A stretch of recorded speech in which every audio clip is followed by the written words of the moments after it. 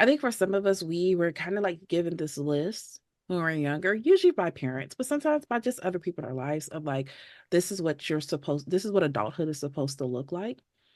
And Hmm. so we saw that it worked for them. It's working for us. And so we're like, okay, I want you to do this list because this is what works for me. This is what worked for my grandparents. This is what worked for my parents.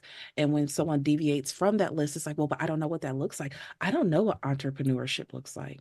You need to go to college and you need to have a 9 to 5 and you need Hmm. to have a job with a pension.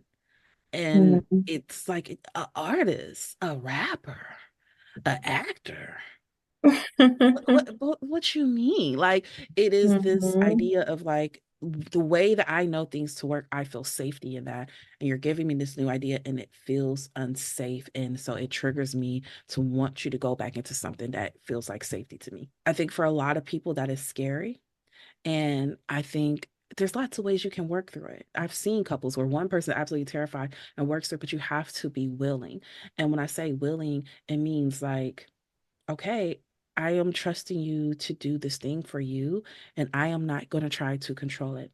I'm going to ask if you want my advice or if you want my help, but when you say no, I will respect it. Hmm. And you have to be able to have those rules and balance in place. I know I'm using career right now, but that can look like with a lot of different things.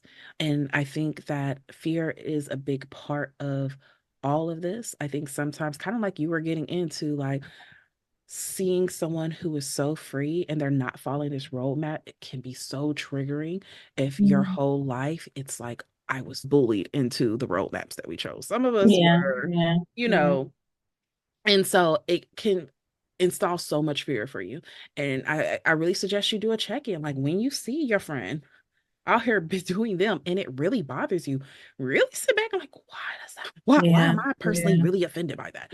Like really sit and ask yourself those questions because those ain't got nothing to do with you. At all. That's her And decision. Yeah.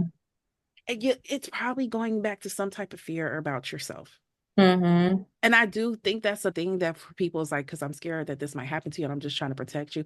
But also, I have found it, so it can also be some like envy of like, but I had to follow the rules and I had to do things good. How dare you not have to follow the rules and make your way? No, you come up here and conform Hmm. like I conformed.